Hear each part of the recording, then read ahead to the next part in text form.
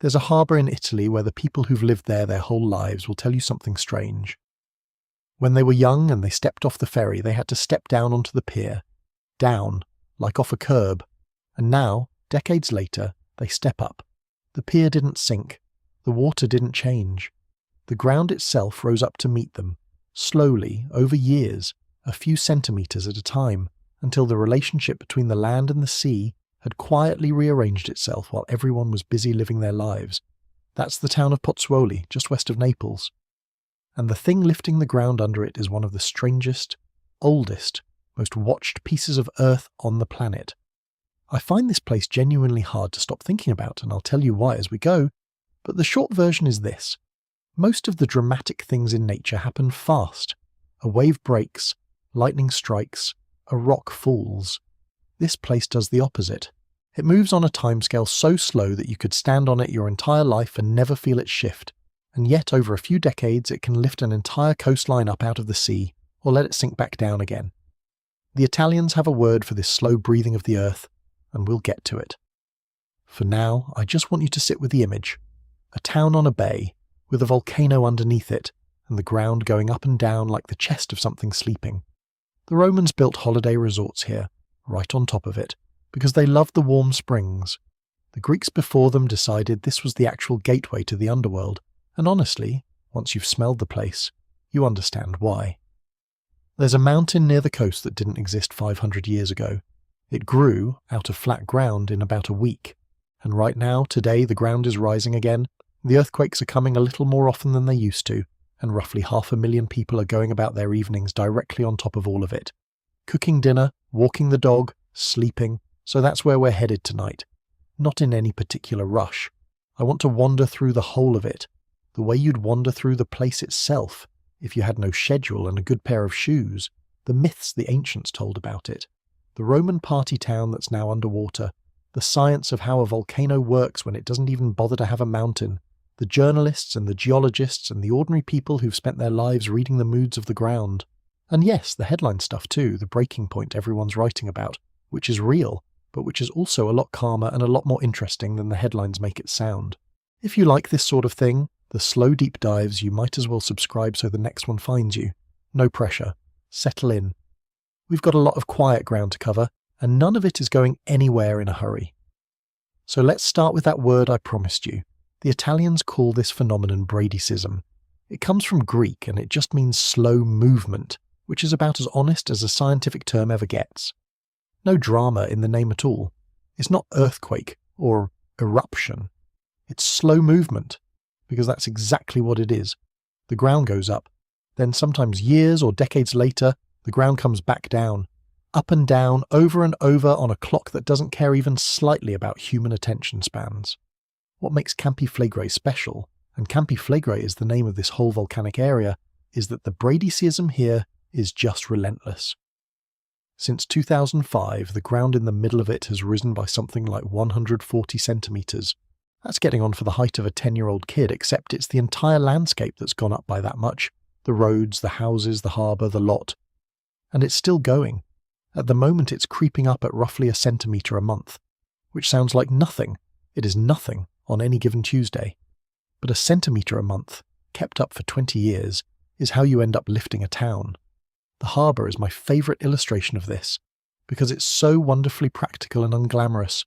The seafloor in Pozzuoli's port keeps rising, so the water there keeps getting shallower, so every so often they have to send the dredgers in to dig it back out again, just so the boats can keep coming in. Imagine that being a line item in your town budget.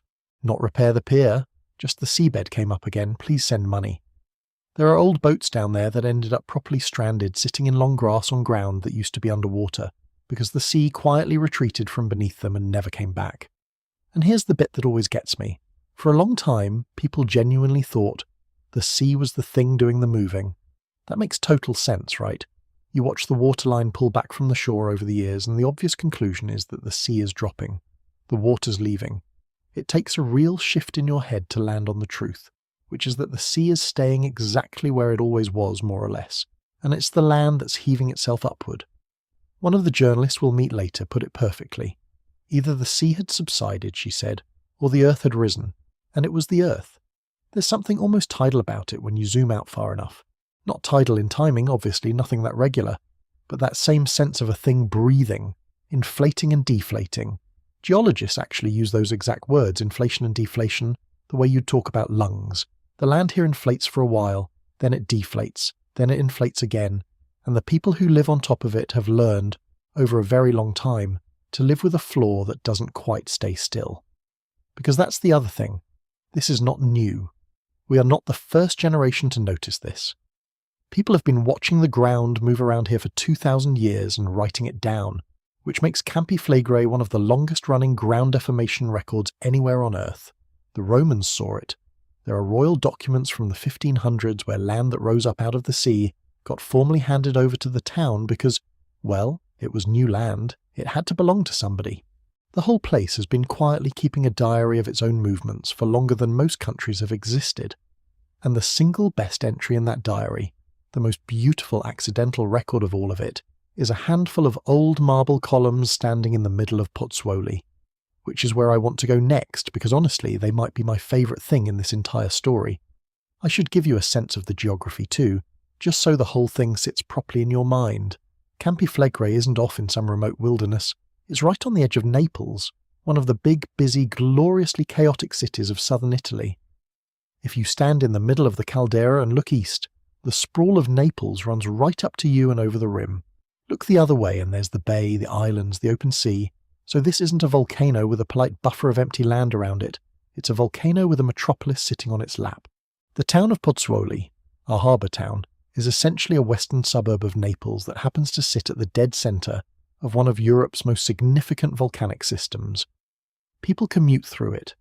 There are supermarkets and football pitches and blocks of flats on ground that is, geologically speaking, the floor of a giant crater, and the pace of the breathing varies, which is part of what makes it so hard to live with and so fascinating to watch.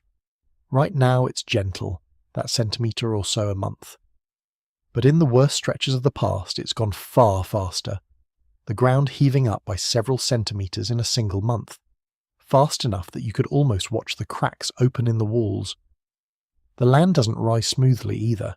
It comes in episodes, surges and pauses, a bit more here, a quiet spell there, the earthquakes clustering and then fading.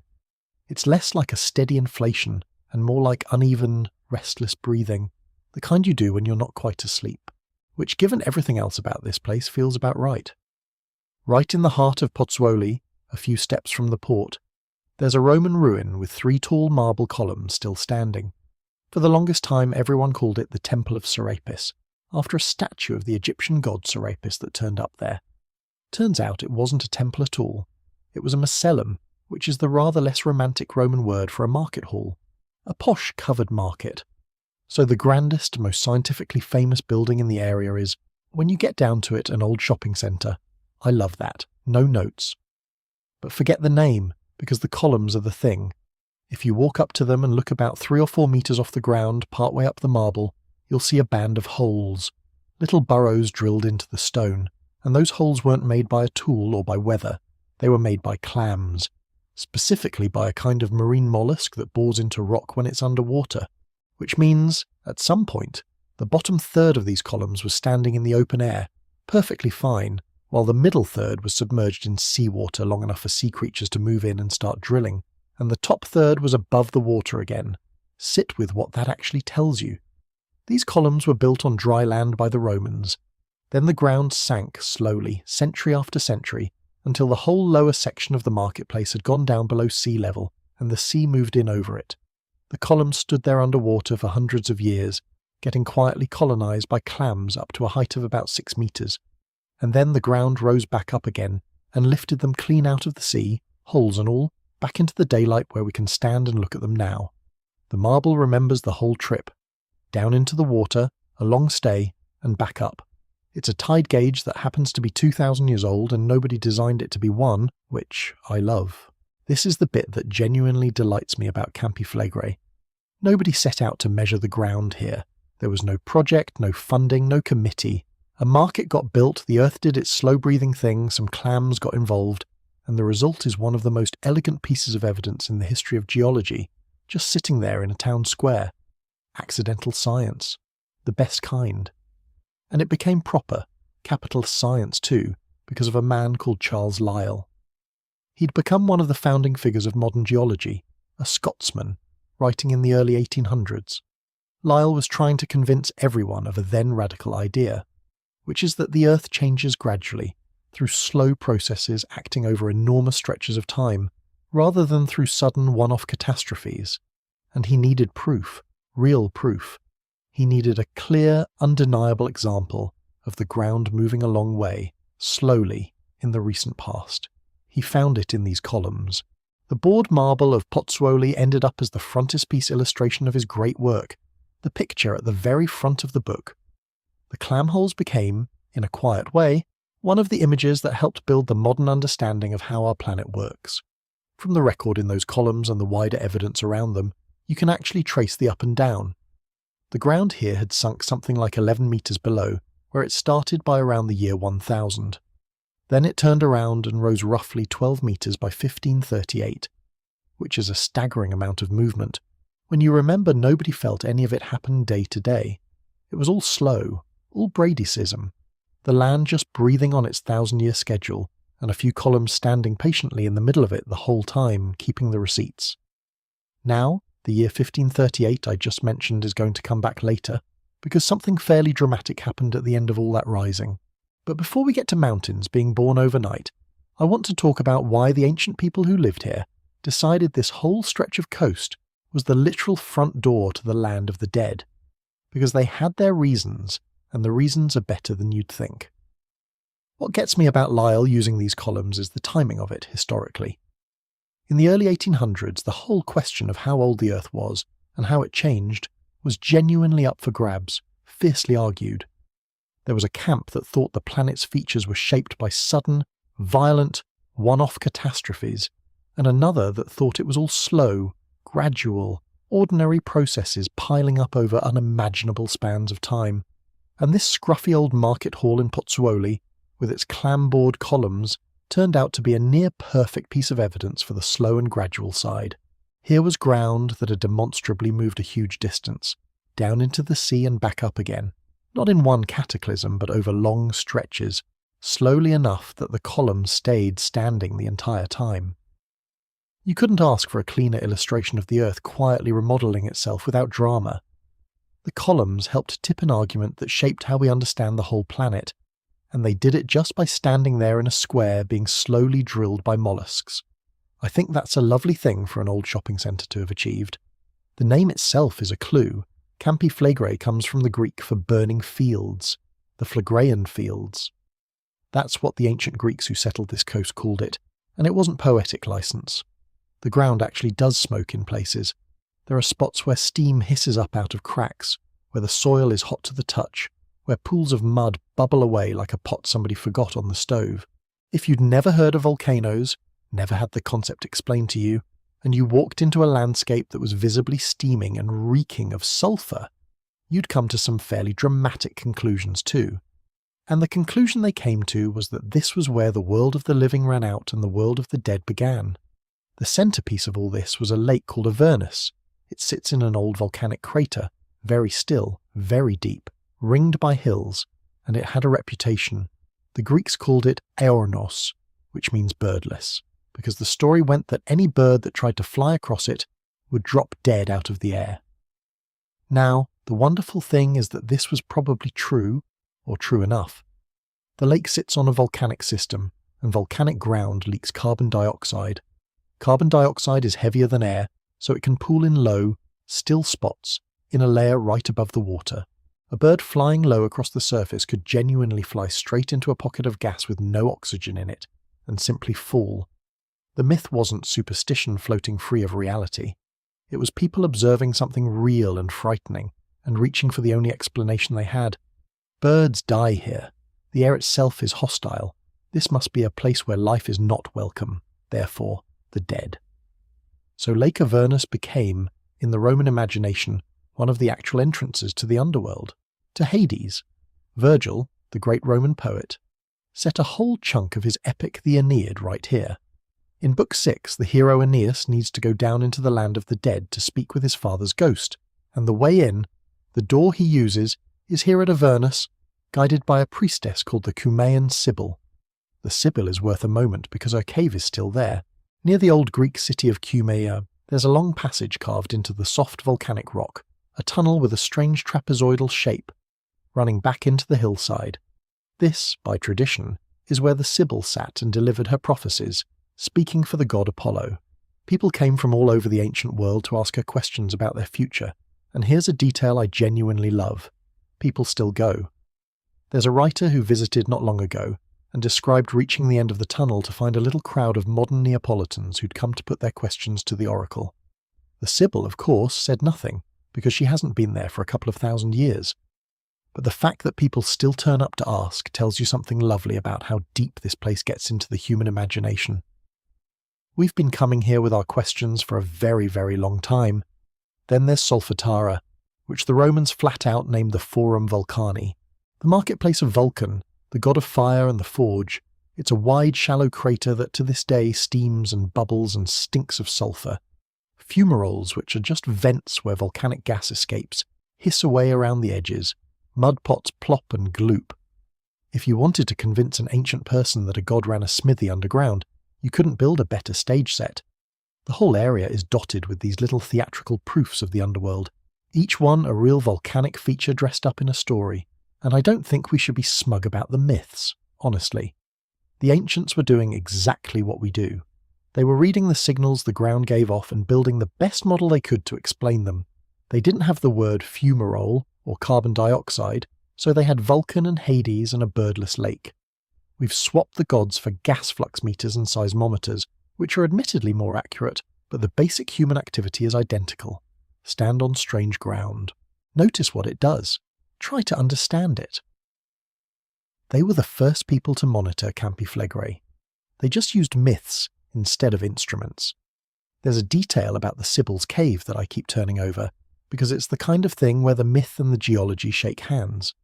The passage is carved into the soft volcanic tuff, and it has this strange, tall, narrow trapezoidal cross-section, unlike pretty much any other ancient structure. For centuries, people took it as proof of something mystical, the otherworldly architecture of an oracle's lair. The more grounded explanation is that the Romans were simply masters of tunnelling through this particular soft volcanic rock, and they cut passages all over the area for entirely practical reasons: water channels, military tunnels, connections between the lakes. There's a famous one, the Cave of Cuxeo, a long tunnel the General Agrippa had dug straight through a hill to connect Lake Avernus to the old city of Cumae, so he could move ships and supplies in secret for a naval campaign. They turned the supposed mouth of hell into a logistics route. The Romans, bless them, looked at the gateway to the underworld and thought, you know what would be useful here? A shortcut. And that's the thing about the whole mythological layer that I find most charming in the end. The ancients weren't simply cowering before the burning fields, they were also draining the lakes, cutting tunnels, building harbours, tapping the springs, naming the gods, and then casually using the god's front door as a place to park the navy. The fear and the practicality lived side by side, exactly the way they still do for the people who live there now. You can believe a place is the doorstep of the dead, and also notice it has excellent hot water. Humans contain multitudes, and so does this stretch of coast. Here's the thing that I think says the most about human beings out of this entire story. The Romans knew the ground here was strange, they knew it steamed and bubbled, and that the lake killed birds, and that the whole place was, by their own mythology, the doorstep of the dead. And their response to all of that was to build a luxury holiday resort directly on top of it. Not despite the volcanic ground. Because of it. The town was called Baiae, and it was for a stretch of time the most fashionable address in the entire Roman world. This was where the seriously wealthy went to relax. Emperors had villas here. Senators, generals, the whole moneyed crowd.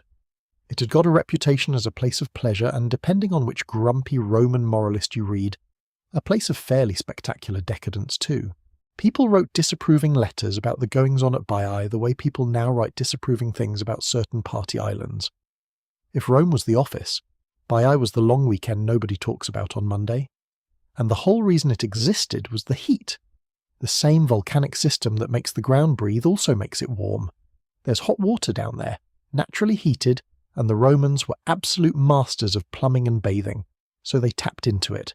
They built elaborate thermal baths, heated rooms, spa complexes, the lot, all running on geothermal warmth straight out of the volcano. They figured out how to make the magma work for them.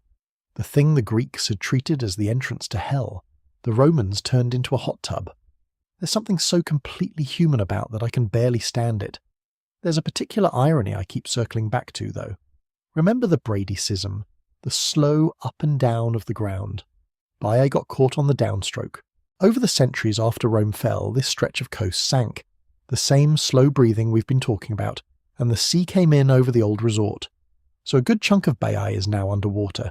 The marble floors, the villa walls, the statues, the bath complexes, all of it sitting on the seabed in the shallows of the bay. These days it's an underwater archaeological park.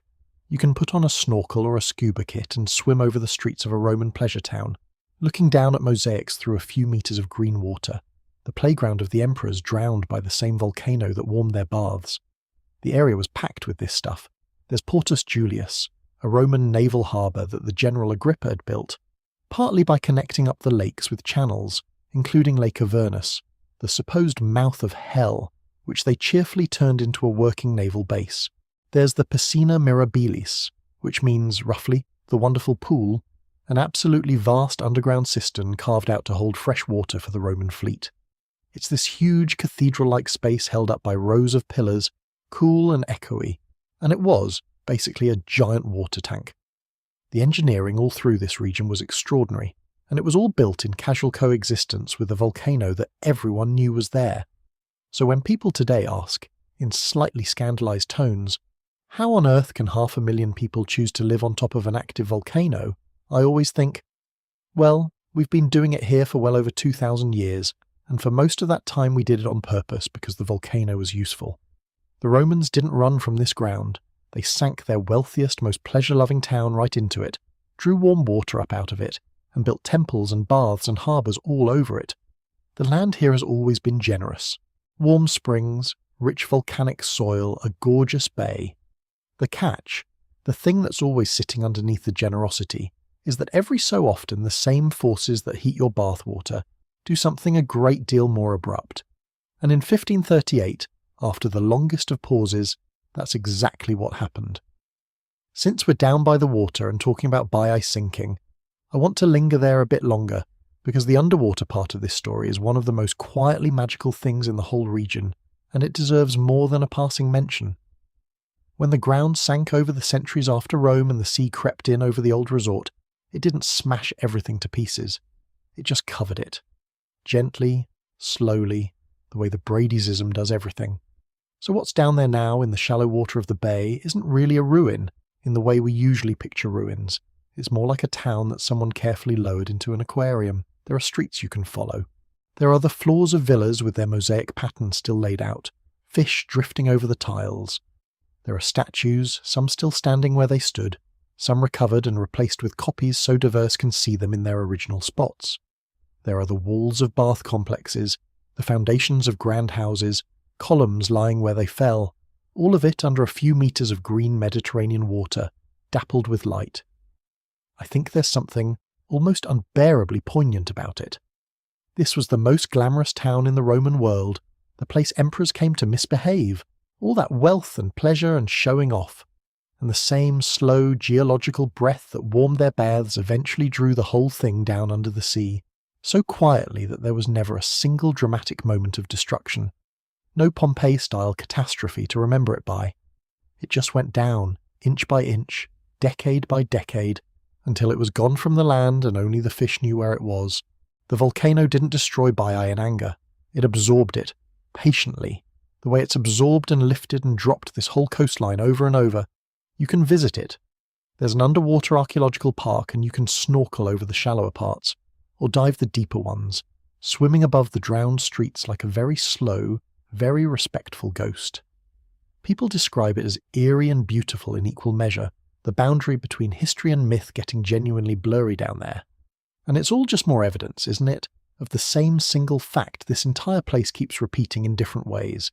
The ground here moves. It lifted those market columns out of the sea and let clams record the trip in marble.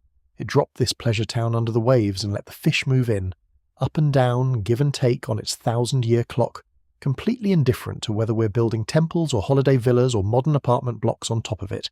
We build, and the ground breathes, and over enough time the breathing rearranges everything we made. The Romans learned that lesson the slow way. So did the people of Rion Terra. So, in their own time, will we. There's a cistern I mentioned earlier too, the Piscina Mirabilis, that's still up on dry land and still worth picturing because it's the flip side of the drowned city, the Roman engineering that survived rather than sank. It's this vast underground hall, carved into the soft volcanic tuff, rows and rows of tall pillars holding up the roof, built to store fresh drinking water for the Roman war fleet that was based nearby. Standing in it, by all accounts, feels like standing in a flooded cathedral with the water drained out, cool and echoing and enormous. And it's made of the volcano carved straight into the rock the eruptions left behind, the same yellow tuff that built Naples. Even the Romans' greatest waterworks were, in the end, just clever holes dug into old ash. Everything here comes back to the volcano eventually. You really can't get away from it. The whole civilization was built into the body of the thing. Picture a flat bit of coastline, fields, a small village, a road, the sea nearby. Ordinary ground, the kind you wouldn't look at twice. Now picture coming back to that same spot 8 days later and finding a hill there. Not a building site, not a pile of rubble. Nothing like that. An actual hill, well over 100 meters tall, made of rock and ash, steaming, brand new, standing where there had been flat ground the week before. That happened here. In 1538, it's called Monte Nuovo, which translates, with magnificent Italian directness, to New Mountain, because that's what it is. A new mountain. It's, as far as anyone can tell, the most recent piece of land to be born on mainland Italy, and it arrived in under a week. The lead-up to it is the part I find most haunting, because it's the Bradycism again, just turned up to a frightening degree. For years beforehand, the ground in this area had been rising, the sea had been pulling back, new land kept emerging from the water, the same phenomenon recorded in those royal documents I mentioned, where freshly risen ground had to be formally given to the town. In the final stretch before the eruption, the rising got dramatic. Several meters of uplift near the spot where the mountain would appear, the shoreline shoved out by a long way. And in the last day or two there were earthquakes. The ground cracked. Cold water and then warm water started seeping up. There's a detail from the morning of the eruption that I can't shake. The sea had drawn so far back that the seabed was left exposed, and the local people, not unreasonably, went down onto the newly dry ground to collect the fish that had been left stranded there, flapping in the puddles. Free fish, just lying about. You can completely understand it. And then the ground opened up. The eruption began with the earth tearing open and throwing out ash and rock and pumice, building that cone higher and higher over the following days. A village called Tripagole, which had stood there for centuries with its inns and its bathhouses, simply vanished, buried under the new mountain, gone from the map. Now, here's where I want to be honest and steady about it, because the story so often gets told as pure catastrophe, and it wasn't, really, not by the standards of what volcanoes can do. The eruption lasted about 8 days. 24 people died, and a grim number of them died not in the first violence, but during a lull, when the mountain seemed to have gone quiet and curious people climbed up it to have a look, and it caught them out with one more burst, which is such a sad human way to go. The thing looked finished. It wasn't. Just awful. But the wider damage was modest. The ash that fell on Naples a few miles away was only a few centimetres deep. An inconvenience, a mess to sweep up, but not a disaster. There was no famine afterward. No great cloud that changed the weather across Europe. Life in most of the region carried on more or less normally within a short time. As eruptions go, Monte Nuovo was a small one. It really was. What it did do, though, was enormous in a different way. It ended around 3,000 years of silence. This volcano had not erupted in living memory, or anyone's grandparents' memory or their grandparents before that. The burning fields had become, in people's minds, just a name. Pretty scenery with some hot springs. And then a mountain rose out of the ground in a week and reminded everyone in the most literal possible terms that the fields could still burn, and it went into the local law as the night a mountain was born, and it's the event that, even now, scientists quietly hold up as the benchmark. When people talk about Campiflegre possibly erupting again, this, a Monte Nuovo, is roughly the scale of thing most of them have in mind. Not the end of the world. A new hill, a a bad few weeks, and a very sharp reminder of where you live. You can walk up Monte Nuovo today, by the way.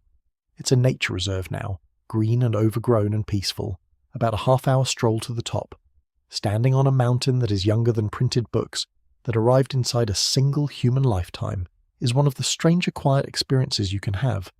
It does not feel dangerous up there at all. It feels like a hill. That's rather the whole lesson of this place in one walk.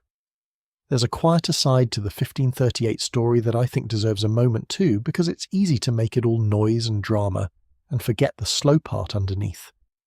For something like 3,000 years before that week, this volcano had been doing essentially nothing visible. Generations of people lived and died in the area without ever seeing it stir. And the scientists who've gone back and reconstructed the lead-up, using the old documents and the archaeology and the shoreline records, have pieced together a picture of magma quietly accumulating deep underground for centuries beforehand. Not rushing. Just gathering, slowly, in a reservoir several kilometres down, through the 1300s and 1400s and into the 1500s, while up at the surface people went about their business, and the ground crept gradually upward, and the odd royal clerk noted that some new land had appeared and needed assigning to somebody. Then, in the last couple of years before the eruption, that deep gathering finally started moving toward the surface, shifting from the centre of the caldera toward the spot where the mountain would eventually appear. And only in the final days did the whole thing become obvious, with the dramatic uplift and the cracking ground and the seeping water, which is exactly the pattern the volcanologists keep pointing at, the one where the signs are blindingly clear in hindsight and genuinely ambiguous beforehand. For 3,000 years, nothing. For 3 centuries, a slow secret build that nobody could have read. For a few days, unmistakable warning. And then a mountain. The slow part is the real story. The week of fireworks is just the punctuation at the end of a very long, very quiet sentence. I think that's part of why Monte Nuovo unsettles people more than its modest size would suggest. It's not the scale of it. It's the suddenness of the reveal after such an enormous pause. A place can look completely, convincingly finished, dead, just scenery, for longer than any civilization lasts, and still have all of that going on underneath the whole time. The fields weren't dead. They were just slow. Monte Nuovo was the small one, the polite one. To understand why anyone uses the slightly alarming word supervolcano about this place, you have to go back a long way, about 39,000 years, and the scale of what happened then is genuinely difficult to fit in your head, so I'm going to take it slowly. This is the eruption that made the whole thing. The reason Campi Flegrei is a wide bowl rather than a tall cone, the reason it's 12 to 15 kilometres across and half drowned in the bay, is that 39,000 years ago it erupted with such force that the ground collapsed in on the emptied magma chamber beneath it, forming an enormous crater called a caldera. Geologists call this event the Campanian Ignimbrite. It was the largest volcanic eruption Europe has seen in the last 200,000 years. Not one of the largest. The largest. The numbers attached to it are the kind that stop meaning anything if you're not careful, so let me try to make them physical. It threw out somewhere in the region of 250 to 300 cubic kilometres of material.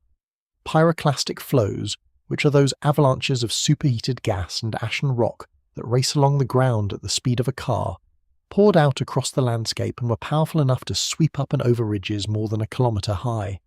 Ash went up into the sky and drifted for thousands of kilometres. There is a layer of it, from this single eruption, that you can find in the soil across a huge swathe of southern and eastern Europe, all the way into Russia. There's a trace of it locked in the ice of Greenland. One bad fortnight in southern Italy left a fingerprint you can still read on the far side of a continent. It also threw a colossal amount of sulphur up into the high atmosphere, and sulphur up there does something specific. It forms a fine haze that reflects sunlight back out into space, which cools the planet's surface for a while. The models suggest this eruption could have dropped temperatures across parts of Europe by a few degrees for years afterward. A volcanic winter, layered on top of a climate that was already cold and getting colder. Now, there's a famous story attached to all this, and I want to tell it to you and then gently take it apart because the taking apart is more interesting than the story. The famous version goes like this. This eruption happened around the same time the Neanderthals were disappearing from Europe. The timing lines up suspiciously well, So the story says the supervolcano killed off the Neanderthals. It's a brilliant, tidy, dramatic tale, and you'll see it repeated all over the place, and the careful science says almost certainly not. When researchers actually mapped out where the cooling and the ash fell most heavily, they found that most of it spread east, away from where the bulk of the Neanderthal communities were living. The worst of the volcanic winter and the worst of the Neanderthal decline don't really overlap on the map. On top of that, the Neanderthals were already in deep trouble by this point, for reasons that had nothing to do with volcanoes. Modern humans, our lot, had arrived in Europe and were competing with them for the same resources, and the Neanderthal numbers were already falling.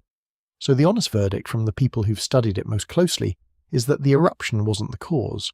At most, it was a hard shove to a population already standing at the edge. The situation, as one researcher put it, was dire for the Neanderthals before the volcano ever went off. The volcano didn't write the ending, it just, maybe, turned the last page a little faster. I actually find that version more satisfying than the blockbuster one, because it's truer, and because it leaves room for everything else that was going wrong. There was a second big eruption too, a smaller sequel, about 15,000 years ago. It's called the Neapolitan Yellow Tuff, and while it wasn't on the scale of the first one, it shaped the inner part of the caldera we see now, and it left behind something you can still touch. The yellowish, slightly porous stone that an awful lot of old Naples is built from, the warm-coloured tuff in the walls of historic buildings all over the city, came out of that eruption, which means the city sitting next to the volcano is, quite literally, built out of the volcano. The ash that buried the landscape cooled and hardened into rock, and centuries later people quarried that rock and stacked it into homes and churches. I think about that whenever I picture Naples. Those lovely old honey-coloured streets are made of an old eruption cut into blocks. The place is built from its own past, in the most direct way imaginable. The volcanic winter idea is worth picturing properly, because it's the part that reached far beyond Italy. When that much sulphur goes into the high atmosphere, it doesn't just sit over the volcano. It spreads around the planet on the high winds and forms a thin veil that dims the sun a little, everywhere for a few years. Crops struggle, winters bite harder. The whole living world gets a bit colder and a bit hungrier, all from one event in one bay in southern Italy. And the timing of this one was especially cruel, because it landed right in the middle of an already cold, harsh stretch of the Ice Age, piling a sudden chill on top of a climate that was already grim. That's the real reason scientists keep circling back to it when they think about the big risks volcanoes pose. It isn't the lava or even the ash near the source, it's the reach. A truly large eruption is one of the few things on Earth that can reach out and touch the weather for an entire hemisphere. Thankfully, as we said, eruptions on that scale are almost unimaginably rare, separated by stretches of time that dwarf all of human history. But that single ancient blast is a useful reminder of just how far the consequences of this quiet, beautiful, breathing bowl of land have reached in the deep past. There's one more thing about that ash layer that I can't resist, because it's become genuinely useful to scientists in a way nobody could have planned. Because the Campanian ignimbrite spread its ash so far and so evenly across so much of Europe, and because it all fell in essentially the same geological instant, that layer has become a kind of bookmark in the ground. Archaeologists and geologists digging through soil anywhere in that vast region can find this one distinctive band of volcanic ash, and know, with real confidence, that everything below it is older than that eruption, and everything above it is younger. It's a single horizontal line drawn across a whole continent's worth of dirt, all at once by one eruption. So this catastrophe, this thing that may have helped nudge the Neanderthals along, has ended up as one of the most valuable timekeeping tools in European prehistory. The worst day in the region's deep history became a reference point that helps us date everything around it. I find that quietly wonderful. The disaster left a ruler behind. And just to keep the scale honest, because I don't want to leave you with the wrong impression, between that giant eruption and Monte Nuovo, this volcano was not silent for 40,000 years. There were dozens of smaller eruptions scattered through that span, particularly after the second big caldera event 15,000 years ago. More than 70 eruptions by some counts, building all those craters and cones inside the bowl, the Astronis and the Avernuses and the rest. Most of them were modest, some were a bit bigger. They built the lumpy, lake-dotted landscape that's there now. So the real rhythm of this place isn't one apocalypse every 40,000 years, It's a long, irregular series of mostly small events, punctuated very rarely by something enormous, with very long quiet gaps threaded all the way through, which is a much less frightening pattern than the word supervolcano puts in your head, and a much more accurate one. Let's talk about what this thing actually is structurally, because it trips people up, and understanding it makes everything else click into place. When most of us picture a volcano, we picture a mountain, a cone, a nice triangular thing with a crater at the top, the shape a child draws, Mount Fuji. Vesuvius, right next door, is exactly that, a classic cone rising up over the bay. Campi Flegrei is not that at all, and that's the first thing to get your head round. There's no single mountain to point at. If you stood in the middle of it, you might not even realize you were inside a volcano. You'd see a wide, gently lumpy landscape, some hills, some lakes that are a bit too round, a town, a bay, and the sea. The volcano is the whole bowl. You're standing in the crater. That bowl, the caldera, is what's left over from those huge ancient eruptions we just talked about. When a volcano empties out a vast magma chamber that fast, the roof of the chamber has nothing left to hold it up, and the ground sinks down into the hole, forming a big shallow depression many kilometers across. So instead of a peak, you get a basin. And here, a good chunk of that basin is below sea level, filled in by the Bay of Pozzuoli. The volcano is half land, half water. Within that basin, the activity doesn't come from one central vent. It pops up all over the place. There are more than 20 separate craters and cones and vents scattered around inside Campi Flegrei, built up by all the smaller eruptions that have happened since the big ones. Solfatara, the steaming crater. Astroni, now a tranquil nature reserve. Lake Avernus, sitting in its own old crater. Monte Nuovo, the youngster. They're all individual chapters of the same volcano, each one a place where the earth opened up at some point and then settled back down. It's less a single mountain and more a field of scars which, burning fields, is sort of poetically on the nose. So what's underneath all of it? Two things, stacked. And the distinction between them turns out to be the most important argument in the whole modern story, so it's worth getting straight now while we're relaxed about it. Deep down, several kilometers below the surface, there's magma, molten rock, a reservoir of it. That's the engine, the ultimate source of all the heat and all the drama. Nobody's eyeballing it directly, you can't, but the evidence for it being down there is solid. And then above the magma, closer to the surface, there's a second system, and this is the one that does most of the day-to-day visible work. It's the hydrothermal system, which is a fancy way of saying water and gas, heated up by the magma below, soaking through the cracked rock. The magma warms everything above it. Groundwater down there gets heated to extraordinary temperatures, turns to steam, mixes with volcanic gases, and pushes its way up through the rock looking for a way out. When it finds one, you get a fumarole hissing steam at the surface, or a mud pot bubbling, or the ground going warm under your feet. Here's why that two-layer setup matters so much. When the ground rises, or the earthquakes pick up, or more gas comes out, there are two possible culprits. It could be the magma itself moving up, getting closer to the surface, which is the genuinely worrying scenario. Or it could be the hydrothermal system, the hot water and steam, getting more pressurized and shoving the ground around, which is far less likely to lead to an eruption. The same symptoms can come from either cause. A volcano with no mountain, that breathes through hot water and gas, is a genuinely tricky patient to read. And we'll come back to that, because right now, in our own time, that is precisely the question the scientists are wrestling with. For the moment, just hold the picture in your mind. Magma at the bottom, hot water and gas in the middle. A wide quiet bowl of land and sea on top with the people on it. 3 layers, breathing. It's worth dwelling for a second on why a caldera is so much harder to read than a cone, because it really is the crux of why this place keeps the scientists guessing. With a classic cone like Vesuvius, the magma tends to come up through a fairly well-defined central conduit, a chimney, more or less, and the warning signs concentrate around that one feature. You know roughly where to look. A caldera is different.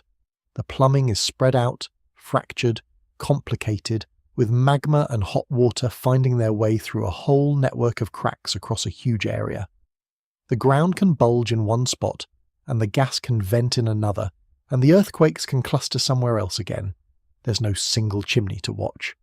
You're trying to read the mood of an entire wide region from scattered, sometimes contradictory clues, and the half-underwater part makes it harder still. A good chunk of Campi Flegrei is beneath the Bay of Pozzuoli, and monitoring the seafloor is far more awkward than monitoring dry land.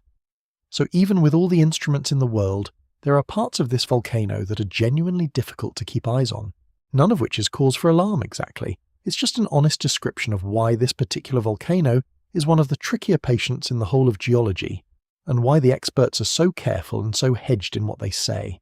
They're not being evasive, they're being accurate about a system that is, by its very nature, ambiguous to read. Let's go and stand in the steam for a bit, because the two most active spots in the whole caldera are worth describing properly, and they're the places where you can get closest to feeling what's going on underneath. The first is Solfatara, the one the Romans called the Forge of Vulcan. It's a wide, shallow crater, and walking into it is a genuinely odd sensory experience. The ground is pale, almost lunar, streaked yellow and white with sulfur deposits. There are fumaroles around the edges, vents in the rock where steam comes roaring out, and the steam is hot, properly hot, somewhere around 160 to 170 degrees at the surface. The whole place smells of struck matches and rotten eggs, which is the sulfur, and the smell sort of coats the back of your throat. There are mud pots too, pools of grey mud that bubble and burp and plop in a way that's weirdly mesmerising and a little bit comic. You could watch them for ages. It's the underworld technically, and it sounds like soup. A short way over is Picciarelli, and this is the one the scientists have really been keeping an eye on, because it's been getting livelier. There's a main vent there with a roaring jet of steam and gas that the locals call the soffione, which means something like the big blower, and a bubbling mud pool that has visibly grown over the years, spreading out, getting more active. If you want a sense of the volcano being awake rather than asleep, Picciarelli is where you go. It hisses and roars and steams away, and the ground around it gets reshaped by its own activity, slumping and shifting. Now here's the number from this part of the story, and it's the one that genuinely impresses me more than almost any other fact about the place. This volcano, just sitting here, not erupting, doing its ordinary daily breathing, exhales something like 4,000 to 5,000 tons of carbon dioxide every single day out of the Solfatara and Picciarelli area. 4,000 to 5,000 tons a day. That puts Campi Flegrei among the biggest carbon dioxide emitters of any volcano on the entire planet, and it's not even erupting, it's just quietly breathing out. The hydrothermal system down there, the hot water and gas we talked about, reaches temperatures of around 350 degrees at depth, and all that heat and pressure has to go somewhere, so it comes seeping and roaring up through these vents and out into the open air. I find that strangely calming, actually, which might be the wrong reaction, but let me explain. All that gas coming out is, in a sense, the volcano letting off pressure. It's exhaling. A system that's venting is a system that's relieving itself rather than bottling everything up. Now, it's not quite that simple. The gas also tells the scientists important things about what's going on below, and a change in the gas is one of the signals they watch closely. But on a basic level, the steam and the bubbling and the roaring at Solfatara and Picciarelli aren't the volcano building towards something. They're the volcano doing what it has done, day in and day out for thousands of years, breathing out. The Romans smelled this exact same sulfur. The Greeks watched this exact same steam and decided a god lived down there. It's been venting like this the whole time, through every empire, through every quiet century, right up to tonight. One thing worth saying about Picciarelli specifically, because it's the part the scientists watch most nervously, is how much it has changed in a relatively short span. Going back a decade or so, the gas coming out of that one main vent climbed steeply, more than tripling over a few years, until it reached levels you'd more normally associate with a medium-sized volcano that's actually erupting, not one sitting quietly. The vents widened. The bubbling pools spread. The air right around it got thick enough with carbon dioxide that you genuinely would not want to lie down in a hollow nearby. The whole degassing zone has been growing and getting hotter and more vigorous year on year in a way that's clearly part of the same restlessness as the rising ground and the earthquakes. And here's where the two-layer business we talked about comes right back, because the gas is one of the main clues to the argument underneath everything. If all that extra carbon dioxide were coming straight from fresh magma releasing its gases, that would be one story, and a more concerning one. But the careful chemical detective work, looking at the precise mix of gases rather than just the amount, suggested a big share of it is being driven by that shallower system of hot water and steam getting more pressurized, rather than by magma marching up to the surface. So even the roaring of Picciarelli, dramatic as it is to stand next to, isn't a simple countdown. It's a signal that needs careful reading, and the people reading it are honestly split on exactly what it's saying, which, again, I find oddly steadying. The volcano isn't hiding anything. It's breathing out in plain sight. We're just still learning its language. I want to tell you about a woman called Eleonora Puntillo, because hers is one of those small human stories that ends up mattering far more than it has any right to. In 1970, Puntillo was a journalist based in Naples, and she noticed something. People getting off the ferries at Pozzuoli Harbour were having to step up onto the pier, which, if you've been paying attention, you'll recognise instantly, because it's the exact image we started with. But at the time, nobody was really thinking about it.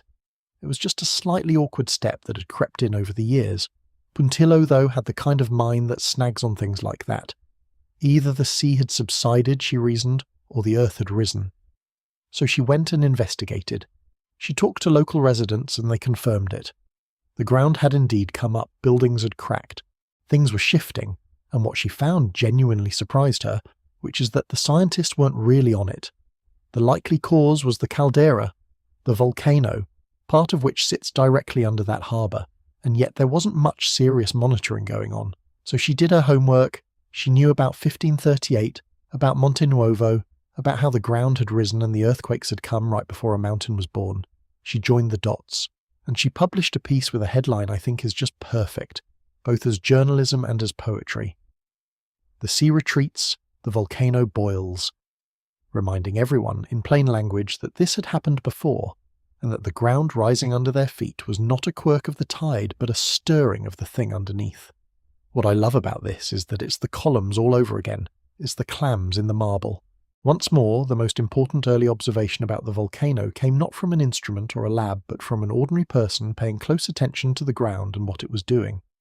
A market hall recorded it accidentally, a geologist read it in the marble, and a journalist noticed it in the way people stepped off a boat. There's a real lineage there of just looking, carefully, at a place that's always telling you about itself if you bother to pay attention. Her noticing came at the start of what we'd now recognise as the modern era of unrest at Campi Flegrei. There'd been a smaller episode of rising and shaking in the early 1950s, but the surveillance back then was thin and not much got recorded. Then 1970 came along, and the ground started rising at around 7 centimetres a month near Pozzuoli, which is properly fast, far quicker than the gentle pace we have now. This was the first real unrest in 4 centuries, the first since Monte Nuovo, and the community had completely forgotten how to think about it. The memory had faded. Nobody alive had been through it. And so, into that gap of forgetting, the ground started lifting again, and a journalist with sharp eyes was one of the first to say out loud what it might mean. The trouble was, what came next wasn't just an article, it was an evacuation, and that's a heavier story. I keep coming back to how ordinary the act of noticing was in her case. She wasn't a geologist. She didn't have a network of sensors. She had a reporter's habit of paying attention and a willingness to follow a small odd detail to wherever it led.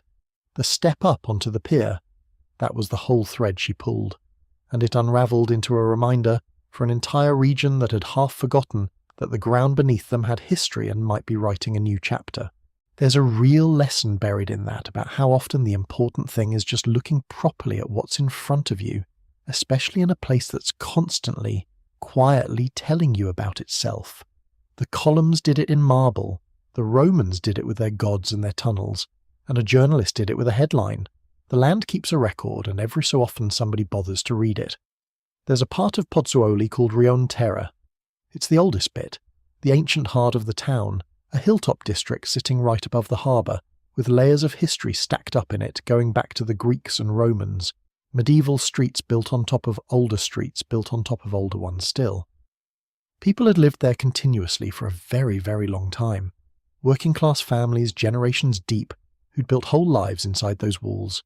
And then, in March 1970, in the space of about 2 days, it was emptied. The ground was rising fast, the earthquakes were coming, and the authorities decided the old buildings of Rione Terra were too fragile to be safe, that a stronger quake could bring them down on people's heads. So the evacuation was ordered, and it wasn't gentle. Police, and in the later crisis, The military moved people out of their homes. Families were taken from the walls where they'd built their entire lives and relocated to public housing elsewhere.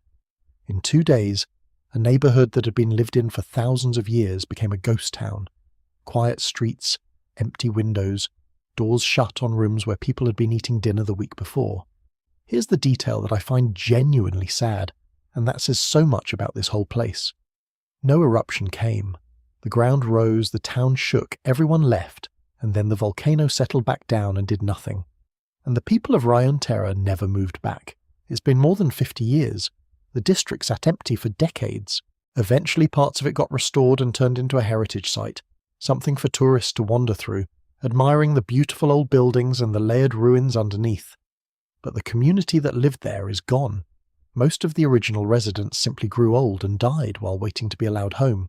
Property became complicated. The authorities, it seems, came to prefer keeping the place sparsely populated, easier to manage, easier to evacuate if it ever came to that. So one of the oldest inhabited spots in the region became a sort of preserved emptiness. A town that lost its people to a disaster that never actually happened. And then it happened again, worse, a decade or so later. The big crisis of 1982 to 1984. This time the ground went up by getting on for a couple of meters, and the earthquakes were relentless, more than 16,000 of them over the course of the crisis, sometimes hundreds in a single day. The whole town was on edge. And so, in 1984, around 40,000 people were evacuated from Pozzuoli. 40,000. They were moved out and resettled into brand new towns that had been thrown up a few kilometers away. Places called Monteruscello and Toiano, built quickly to take the displaced population. There's a dark little irony buried in that, which is that those new towns, the safe places people were moved to, were themselves still inside the caldera, still on the volcano. You can't really get away from it without leaving the whole region, because the whole region is the volcano. They moved people from one part of the bowl to another part of the bowl, and called it safety, because in fairness, the specific danger was the crumbling old buildings and the shaking, and the new towns were at least built solid. But geologically, nobody went anywhere, and once again, no eruption came. The ground rose, the earth shook itself half to pieces, tens of thousands of people lost their homes, and the volcano stopped, sank back down a little, and went quiet. Twice now, in living memory, this place had put its population through an enormous upheaval, and then declined to actually erupt. I think you have to sit with the weight of that for a moment, because it cuts against the way we usually think about disasters. We imagine the catastrophe as the eruption, but here, for the people of Pozzuoli, the catastrophe was the response, the leaving, the empty district that never refilled, the new towns full of people who'd been uprooted for a danger that didn't arrive. It raises this genuinely hard question that the scientists and the officials still live with. What do you do when the warning signs are real? Properly real, but they might lead to nothing, and the act of responding to them does its own kind of damage. There's no clean answer. There's just a hilltop full of beautiful empty buildings, and a lot of people who learned the hard way that living here means living with that uncertainty in your bones. There's a thread running through all of this that the researchers who study disasters find genuinely important, and it's about memory. Because the cruel thing about a volcano that erupts every few centuries is that it operates on a timescale just long enough for people to forget. A single human life isn't long enough to see the pattern. By the time Monte Nuovo went off in 1538, the area had been quiet for 3,000 years, and nobody had the faintest cultural memory of an eruption. By the time the ground started rising again in 1970, 4 centuries had passed since 1538, and the memory of that had faded into vague local legend. A mountain that was born one night, more story than warning. Each generation effectively meets this volcano fresh, with the previous lesson half erased, and has to learn to be afraid of it all over again. There's a study I came across that frames the Rayon Terra evacuation specifically through this lens, asking how the memory of a traumatic event shapes the way a community handles risk later on. And it's a poignant question here, because the memory the people of Pozzuoli ended up carrying wasn't really a memory of an eruption. It was a memory of an evacuation that turned out in hindsight to have been for an eruption that never came. So the lesson that got burned into the local mind wasn't, the volcano will kill you. It was something more complicated and more bitter. It was, they made us leave, and we lost our homes, and nothing happened. which is a genuinely difficult inheritance to hand the next generation, because it cuts against the very thing the authorities need people to do if a real eruption ever does loom, which is to leave quickly and trust the warning. The false alarm has a long shadow. I don't think there are any villains in that story, which is what makes it stick with me. The scientists in the 70s and 80s were reading real signals and making the most cautious call they could with the understanding they had at the time. The officials were trying to protect people from buildings that genuinely might have come down. And the residents were right to feel that something precious had been taken from them for a danger that didn't arrive. Everyone was, in their own way, behaving reasonably, and the result was still a hilltop full of empty houses and a community that learned to mistrust the very warnings meant to save it. That's not a failure of any one person. That's just what it's like to live with a thing that operates on a clock none of us can fully see. So after all that, the obvious question, the one outsiders always ask, is why on earth do people stay? 500,000 of them, right there in the danger zone with the ground rising and the walls cracking and the whole grim history of evacuations behind them. Why not just go? And the answer, when you listen to the people who actually live there, is layered and human and not at all simple. The thing they describe, again and again, is a kind of duality. Fear and acceptance, braided together so tightly you can't really pull them apart. One resident put it plainly. We all know we live in a completely seismic area. They know. They're not in denial. They feel the earthquakes. They've seen the cracks spread across their ceilings. Some of them remember being moved out as children. And they stay anyway, not because they've decided the volcano is safe, but because this is home, and home is a stronger force than risk in most human hearts. The practical texture of daily life there is its own strange thing. When a decent-sized quake hits, the schools close. People have learned the drill of heading for open ground, away from buildings when the shaking starts. There's a mayor on record telling people, during one swarm, to stay out in open spaces. It's a rhythm folded into ordinary life, the way people in other places fold in hurricane season or harsh winters. You adjust. You keep a bag ready. You learn which of your walls are the cracked ones. And then you carry on, because the alternative is to abandon everything you have over a thing that might not happen in your lifetime, or your children's. And there's the old Roman thread running through it too, which I keep coming back to because it's so persistent. The people here still make the volcano work for them, the same way the Romans tapped the hot springs for their baths. There's geothermal warmth in the ground and people use it. The land is fertile from all those eruptions, the soil rich and dark, the produce famously good. The bay is one of the most beautiful in the world, the island of Capri sitting out there on the horizon, the light doing that thing the light does in the Bay of Naples. There's a guide from Rion Terra who talks about how residents have always tried to make the magma serve them rather than just fear it. That's an ancient relationship. It didn't start with these people, and it won't end with them. I think it's easy, from a safe distance, to be a bit smug about it. To say, well, that's mad, I'd never live on a volcano. But almost everyone lives on top of something. A floodplain, a fault line, a coast the sea is slowly coming for, a city that depends on one fragile thing not failing. We all make our peace with some piece of ground that could, on a bad day, turn on us, because the ground we love is rarely the ground that's perfectly safe. The people of Campi Flegrei have just had to make that bargain more consciously, and for longer than most of us ever will. They're not reckless, they're not stupid, they're rooted, and being rooted somewhere beautiful and dangerous is one of the oldest human conditions there is. They've simply been doing it, in this exact spot since before the idea of Rome. I want to add one more thought to this, because there's a version of why do they stay that's less about romance and more about plain reality, and it deserves saying. For a lot of people, leaving isn't really a free choice. Your home is here, your job is here, your family, your parents, your kids' school, your whole web of relationships and routines and the small daily things that make a life, all of it is rooted in this exact patch of ground. Selling up and moving away from a region officially flagged as volcanic risk isn't simple. The property is worth less precisely because everyone knows what's underneath it.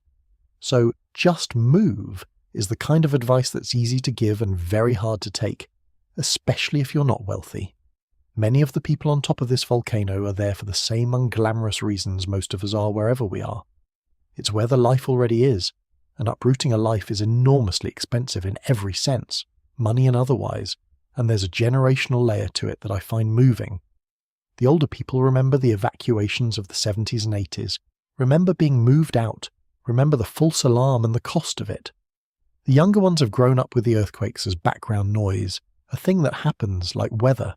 There's a guide who was born in Rion Terra, the abandoned district itself, who talks about how people there approach the volcano with a kind of doubled mind, fear and familiarity at once, neither one ever quite winning. That seems exactly right to me. You can't sustain pure terror for a lifetime, the human mind won't do it, so the terror settles down into something more like a long, watchful coexistence. The volcano becomes part of the family, a difficult, unpredictable relative who lives downstairs and occasionally rattles the crockery, but who's also, somehow, the reason the house is warm and the garden grows so well. Right. The headline, Breaking Point. It's in the title of this very video, and it's all over the news about this place. So let's actually unpack what it means, because it's real, but it's also a lot gentler and a lot more interesting than the phrase makes it sound when it's shouted at you. The breaking point everyone's talking about comes mostly from work done by researchers at University College London and Italy's Geophysics Institute, the people who've studied this caldera for decades. And the idea is a nice, intuitive one. So let me give it to you the way I understand it. Think about bending a paperclip. The first time you bend it, it springs back, mostly fine. But if you keep bending it, back and forth, in the same spot, the metal there starts to fatigue. It gets weaker. Eventually a point comes where it doesn't take much at all to snap it, because all that earlier bending has quietly used up its strength. The crust above Campi Flegrei has been getting bent like that for 70-odd years. Every one of those episodes of unrest we've talked about, the 1950s, the 1970s, the big one in the 1980s, each time the ground rose and stretched, it weakened the rock a little more. It didn't reset to full strength in between. The damage accumulated. And the conclusion of the research is that parts of the crust here are now stretched close to their breaking point. The rock is fatigued, like a paperclip that's been bent one too many times. There's a more recent study, posted in 2026, that adds a slightly unsettling wrinkle to this, which is that the system isn't just accelerating. The acceleration itself appears to be speeding up. A self-reinforcing pattern, where the changes feed on themselves and on current trends show no obvious sign of slowing down on their own. Some projections in that work point toward a critical transition possibly arriving around 2033 if things carry on the way they're going. Now, here is the single most important thing I can tell you in this whole video, and it's the thing the scary headlines almost always leave out. Breaking point of the crust does not mean eruption. Those are two different events. When geologists say the rock is near breaking, they mean it's increasingly likely to rupture, to crack, which would produce earthquakes. That's the breaking point they're describing. It is entirely possible, and in fact rather likely, for the crust to crack and release its built-up stress without any magma reaching the surface at all. A snapped paperclip doesn't catch fire. A cracked piece of crust can simply relieve the pressure and settle, the way the volcano has done after every previous crisis. So breaking point is a statement about earthquakes and rock mechanics far more than it's a countdown to lava. Hold on to that, because it changes the entire emotional weight of the story. And then there's the genuinely open scientific question underneath all of it. The one I flagged earlier when we talked about the two layers, the magma and the hot water. The big unresolved argument among the people who study this place is, what's actually driving the current unrest? Is it magma rising up, getting closer to the surface, which would be the worrying read? Or is it mostly the hydrothermal system, the hot water and gas, getting more pressurized and pushing the ground around, which would be far less likely to lead to an eruption? And the evidence genuinely points in both directions, which is why the experts haven't all just agreed. There's been clever work analysing the exact chemistry of the gases coming out of the ground, looking at the ratios of things like carbon dioxide and nitrogen and helium. And what some of that work found is that the gas signature doesn't perfectly match what you'd expect from pure magma simply degassing. It points to a big contribution from that shallower hydrothermal system. Other lines of evidence keep magma firmly in the picture. So the honest state of the science is, it's probably some of both. The balance is argued over, and good researchers looking at the same data come to different emphasis. That's not a failure of science, that's just what the live edge of a hard problem looks like. Nobody gets to be certain, and the ones telling you they're certain, in either direction, are the ones to trust least. Which brings us to the official temperature of the whole thing, which is deliberately, reassuringly cool. The Italian authorities keep Campi Flegrei on a yellow alert. Yellow means attention. It means watch closely, it does not mean run. And the message from the Monitoring Institute has been remarkably consistent through all of this. No eruption is imminent. The biggest earthquakes in recent times, a magnitude 4.6 in the summer of 2025, a 4.4 and a 4.1 in 2026, are the strongest the area has felt in around 40 years, and they've cracked walls and frightened people and closed schools. But in the grand scheme of earthquakes, a mid-4 is moderate. It is not the ground tearing itself open. It's the paperclip flexing loudly and so far holding. If it gives you any comfort, and it should, this is one of the most closely watched volcanoes on the entire planet. The people whose job it is to keep an eye on Campi Flegrei are very good at it, and they have an awful lot of instruments pointed at the ground. The institution in charge is the Vesuvius Observatory, which has a lovely claim to fame. It's the oldest volcano observatory in the world. It was founded back in the 1800s on the slopes of Vesuvius next door, specifically to keep watch over the volcanoes of the Bay of Naples. So this is not a new or improvised effort.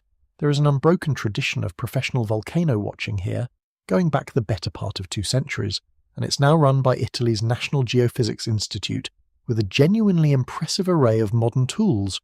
What are they actually watching with? A bit of everything. There are GPS stations dotted across the caldera that can detect the ground rising or sinking by tiny fractions, far smaller than anything you'd ever feel. There's satellite radar, which measures ground movement from space across the whole area at once, building up maps of exactly where the land is bulging and by how much. There are gas sensors at the fumaroles, constantly sampling what's coming out of the ground and watching for changes in the chemistry, because, as we said, a shift in the gases is one of the clues to what's happening below, and there are seismometers everywhere, listening for every tremor no matter how small. There's a key monitoring station right at Rione Terra, the old ghost town district, because that happens to be the point where the ground is rising the most, the bullseye of the deformation. And there's a newer trick in the toolkit too, which I think is genuinely clever. Researchers, including a team working with Stanford, took all the raw seismic data and ran it through a retrained machine learning system, essentially teaching a computer to pick out earthquakes that the older methods had missed. Tiny ones, buried in the noise, and the results were striking.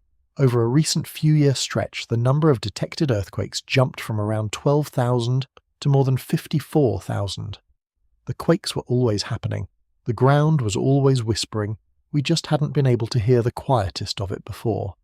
And by mapping all those newly found tremors, they could trace out the shapes of faults running under the area, long cracks in the crust, which tells them more about how the ground might move in future. One sobering note from that work is that the faults look long enough that a magnitude 5-ish earthquake isn't out of the question. But the point I want you to take from it isn't the worry, it's the watching. We can now hear this volcano breathe in far more detail than we ever could before. I find the whole monitoring effort deeply reassuring, honestly, and not in a naive way. The thing that makes a volcano dangerous historically is being caught off guard. The eruptions that killed people in the past were the ones nobody saw coming because nobody was looking or nobody understood the signs. Campi Flegrei does not have that problem. It is wired up like a hospital patient in intensive care, monitors on everything, a team reading the charts around the clock, a whole scientific tradition stretching back generations devoted to understanding its moods. If this volcano so much as clears its throat in a new way, somebody will know within minutes. That doesn't make it safe exactly. Nothing makes a volcano safe. But it does mean that whatever this place does next, it is extraordinarily unlikely to do it in secret. There's a comparison that helps put the current numbers in perspective, and the observatory itself makes it. Back in the crisis of the early 80s, at the worst of it, the ground was going up by something like 9 centimeters in a single month, and the area was logging well over 1,000 earthquakes a month, sometimes hundreds in a day. The present unrest, by contrast, has the ground rising about 1 centimeter a month, far gentler, even if it's been grinding on for much longer.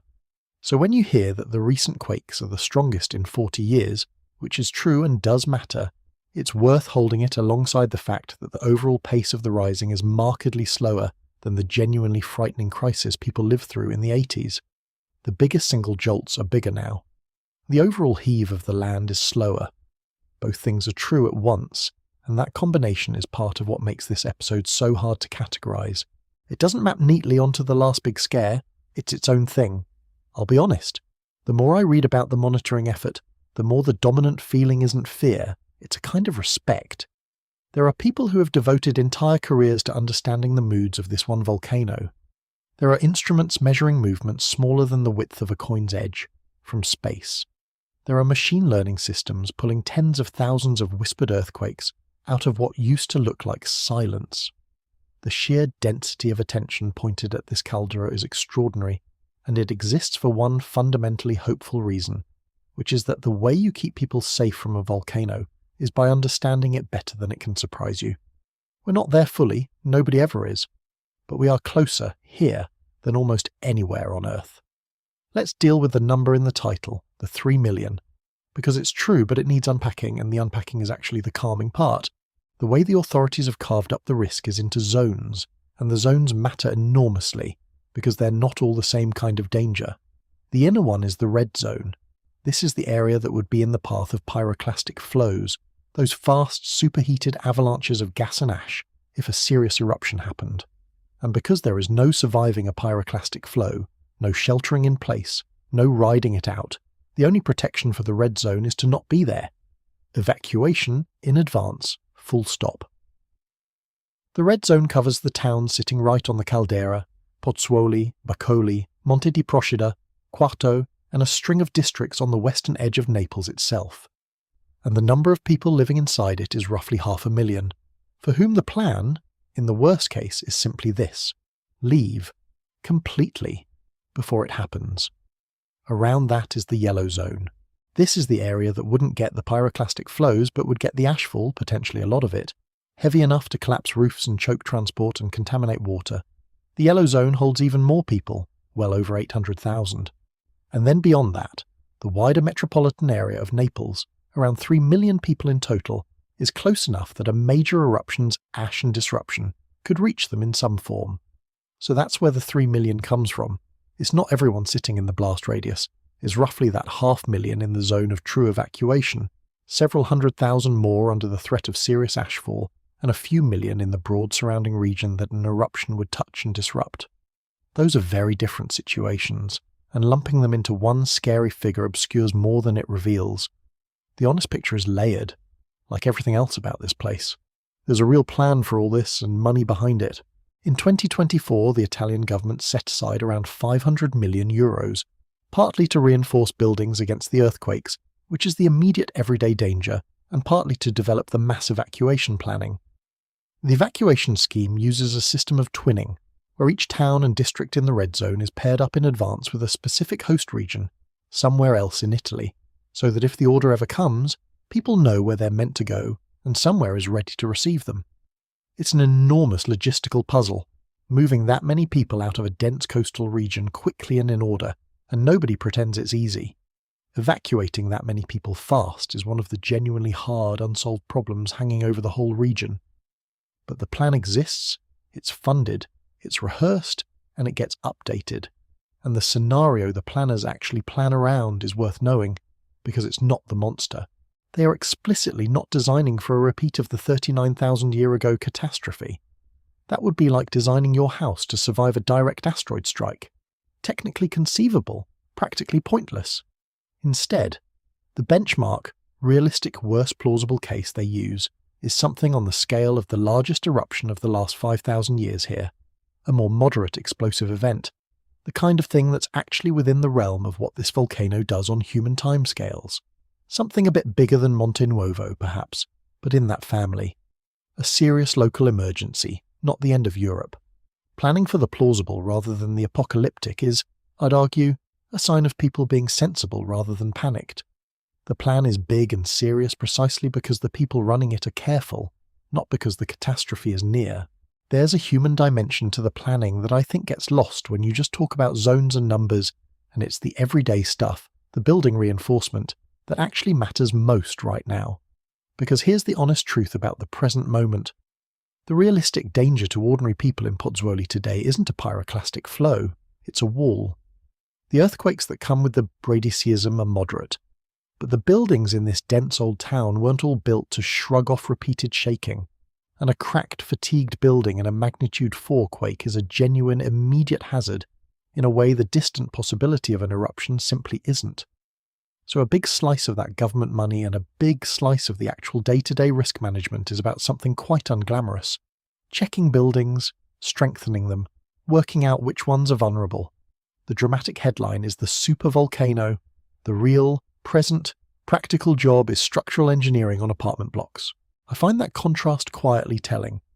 The thing that might actually hurt someone this year is so much smaller and more mundane than the thing the headlines shout about.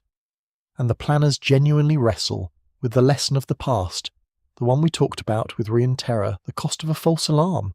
Order an evacuation too early or too readily, and if nothing happens, you've inflicted enormous disruption and damage, and you've spent some of the public's trust. Trust you'll desperately need if a real crisis comes. Leave it too late, and a pyroclastic flow gives you no second chances. That's the knife edge the whole system balances on, and it's why the alert levels are graduated. Yellow to orange to red, each one a step up designed to give time to escalate gradually rather than leaping straight to a mass evacuation at the first tremor. The idea is that if the volcano really did start moving toward an eruption, there'd be a sequence of changes, a build-up the instruments would catch, time to move people in an orderly way rather than a panic. Whether it would actually unfold that neatly, nobody can promise. But the structure is thoughtful, and it's built by people who've clearly learned from every previous mistake. There's a comparison people love to reach for with this place, and you've probably heard it. Is Campi Flegrei Europe's Yellowstone? It's a catchy line, and like most catchy lines, it's half right and half misleading, so let's actually think about it for a minute, gently. The yes part is fair enough. Yellowstone over in the American West is also a caldera, also a wide collapsed bowl rather than a cone, also sitting on a system capable in the deep past of genuinely colossal super-eruptions. And Campi Flegrei, as we've seen, has done exactly that. The Campanian Ignimbrite was a true super-eruption scale event. So in the sense of a big caldera with a violent history that's capable of enormous eruptions. Sure, the comparison holds. They're the same broad species of volcano. But here's where the comparison quietly misleads, and it's the bit that matters. Super-eruptions are staggeringly rare. We're talking about events separated by tens of thousands of years, often much more. The thing that carved this caldera happened 39,000 years ago, and the smaller follow-up 15,000 years ago, and the only eruption since recorded history began was Little Monte Nuovo. So when people hear supervolcano and picture the whole region vanishing under a continent-killing blast, they're imagining the single rarest thing this volcano does, an event that is vanishingly unlikely on any timescale a human being needs to care about. It's a bit like worrying about a specific lottery jackpot on a specific Tuesday. Technically, the machine can do it. It's just not the thing to organise your evening around. The honest spread of likely futures for Campi Flegrei, the ones the scientists actually weigh, looks nothing like the apocalypse. By far the most probable outcome, the one history keeps voting for, is that this current unrest slowly winds down again, the way it did in the 70s and the 80s. The ground stops rising, settles a little, the earthquakes fade, and the volcano goes back to its long, quiet breathing. The next most likely thing, well down the list, is a small localized eruption, a Monte Nuovo sort of event, disruptive and frightening and locally serious but not regionally catastrophic. And the giant super-eruption sits right at the far, thin end of the probability, so unlikely on a human timescale that it functions more as a fact about deep geological time than as a thing anyone in Pozzuoli should lose sleep over tonight. It's worth remembering, too, that this whole stretch of coast is just extraordinarily loaded with volcanoes, which is part of why it's so fascinating. Right next door is Vesuvius, the famous cone, the one that buried Pompeii in the year 79, a completely different kind of volcano from Campi Flegrei, but part of the same restless neighbourhood. You've got a classic explosive cone on one side of Naples, and a vast breathing caldera on the other, and a vast crowded city sitting right between them, on some of the most volcanically active real estate anywhere on the planet. The Romans knew it, the Greeks knew it, and people have kept choosing to live here anyway for thousands of years, because the same forces that make it dangerous are the forces that made it beautiful and fertile and warm. The Europe's Yellowstone line, in the end, tells you more about how our headlines work than about how the volcano works. The volcano itself is older, stranger, and far more patient than any headline. Let me pull the camera back now, way back, because I think the thing this place teaches best is a sense of scale. and there's something genuinely settling about it once you let it in. This caldera has been rising and sinking, sleeping and stirring for tens of thousands of years. The whole of recorded human history, every empire and war and invention you can name, fits comfortably inside one of its quiet phases. The Greeks who decided this was the gateway to the underworld are ancient to us, impossibly distant, figures from the deep past. And yet from the volcano's point of view, if a volcano had a point of view, the Greeks were practically last week. The Romans building their baths, the medieval Neapolitans, the journalist noticing the ferry step in 1970, us tonight, talking about it. We're all just brief tenants on a piece of ground that keeps its own calendar and has never once consulted ours. I find that genuinely calming rather than frightening, and I've thought about why. I think it's because it puts the worry in proportion. The ground here has been doing this slow breathing for longer than our species has had cities. It rose and sank under people who had no idea why, who explained it with gods, and it'll very likely keep rising and sinking under people who explain it with whatever comes after our current science. The Braidicism doesn't know we're here. The magma several kilometres down isn't building toward anything on our schedule. It's just doing what hot rock under a thin crust does, on a clock measured in millennia, and we happen to be standing on it for one short stretch of that, watching, taking notes, getting alarmed, and then living our lives anyway. There's a line the volcanologist used that stuck with me, and it's a humble one. The signs of an eruption, they say, are almost always obvious in hindsight, and almost never obvious before. After the fact, you can look back at the record and go, ah, yes, of course, the rising ground, the gases, the quakes, it was all right there. But standing inside the moment, with the same data, you genuinely cannot be sure whether you're watching the lead up to something or just another flex of a restless system that's going to settle down again, like it has so many times. That uncertainty used to read to me as a scary thing. Now it reads as an honest one. The scientists watching this place are not hiding a secret countdown from us.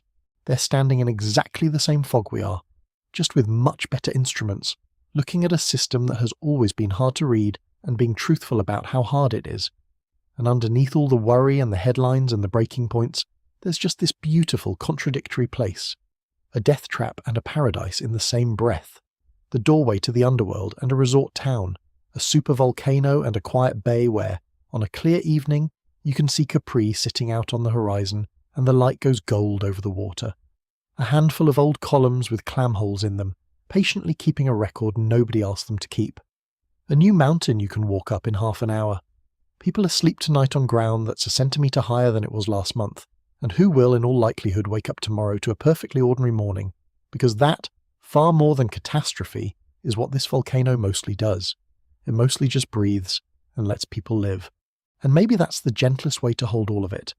Not as a threat hanging over a city, though in some literal sense it is one, but as a very long, very slow conversation between a piece of the planet and the people who keep choosing to live on it. A conversation that's been going for thousands of years, in many languages, through myth and marble and gas meters, and that'll carry on long after all of us. The ground asks nothing of us and warns us of nothing on purpose. It just does what it does, rising and sinking, venting and settling, and we do what we do, which is build and worry and watch, and, mostly, get on with our lives. There's a strange peace in accepting that the volcano isn't a villain in a story. It's just old and slow and indifferent, and we're brief and curious and here. So we end where we started, more or less, with a person stepping off a ferry at Pozzuoli onto a pier that used to be a step down and is now a step up. The ground rose to meet them, slowly, over the years, while they were busy living and they barely noticed, and tomorrow they'll do it again without a second thought. That's the thing I'd leave you with, if I'm leaving you with anything. The volcano isn't going anywhere tonight. The observatory is awake, the instruments are listening, the GPS stations are counting their fractions of a centimetre, the gas sensors are sniffing the air at Solfatara the way they do every night. And in the towns on top of the caldera, the lights are going off one by one, and people are going to bed on ground that has held them, and held their parents, and held strangers 2,000 years dead, all on the same slow breath. There's so much more of this region I'd love to wander through with you sometime. The drowned Roman streets of Baiae, down there under the green water, mosaics and all. Vesuvius across the bay, with its own enormous story. Maybe the Sibyl's Cave, where people still go to ask their questions of an oracle who left a very long time ago. Another night, perhaps. For now, though, the burning fields are quiet. The mud pots are bubbling away to nobody. The columns are standing in the dark with their clam holes keeping the record, and the ground is breathing in and out on its 1,000-year clock the way it always has. Nothing to do tonight but let it. Sleep well.